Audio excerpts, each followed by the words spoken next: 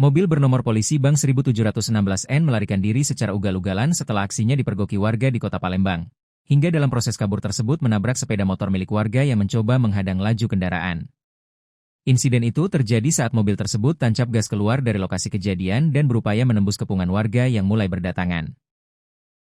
Peristiwa ini sontak menjadi perbincangan setelah videonya beredar luas di media sosial. Berawal dari unggahan akun Instagram Palembang, update pada Rabu, 17 Juni 2026, yang kemudian memicu perhatian warganet. Dikutip dari tribunsumsel.com, kejadian bermula ketika sejumlah warga baru pulang dari kegiatan yasinan di kawasan RT 43, Kelurahan Sukarami. Di sebuah lorong permukiman, warga melihat sebuah mobil terparkir dengan kondisi mencurigakan karena terlihat bergoyang. Merasa janggal, warga kemudian mendekati kendaraan tersebut untuk memastikan situasi. Saat direkam menggunakan ponsel, kondisi di dalam mobil tampak gelap, namun sekilas terlihat penumpang yang diduga tidak mengenakan pakaian. Menyadari keberadaan warga, orang di dalam mobil tersebut langsung berpindah posisi ke bagian depan sebelum pengemudi segera menyalakan mesin dan memacu kendaraan dengan cepat untuk melarikan diri dari lokasi. Kami itu baru pulang yasinan.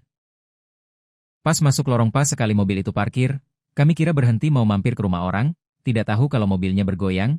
Tidak ada habis pikirnya, keterlaluan sekali, ujar seorang warga dalam kesaksian tertulisnya. Upaya pelarian kendaraan tersebut berlanjut hingga ke arah kawasan Mata Merah, setelah sebelumnya sempat dikejar warga dari titik awal kejadian. Namun, laju mobil yang tinggi di jalanan malam membuat warga kehilangan jejak.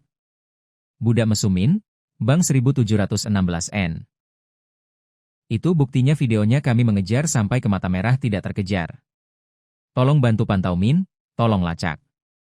Dia menabrak motor teman kami, tulis warga dalam unggahan yang ditujukan kepada admin media sosial. Hingga kini, warga setempat berharap pihak berwenang dapat menindaklanjuti laporan tersebut dan membantu melacak keberadaan kendaraan agar pihak terkait dapat dimintai pertanggungjawaban.